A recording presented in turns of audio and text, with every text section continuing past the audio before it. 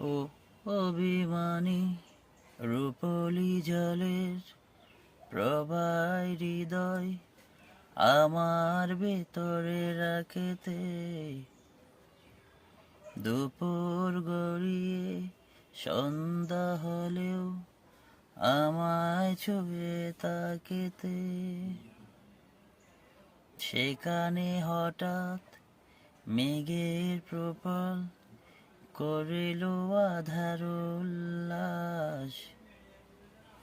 কারণটা কি জানা হয়নি, সেই থেকে একা বসবাস।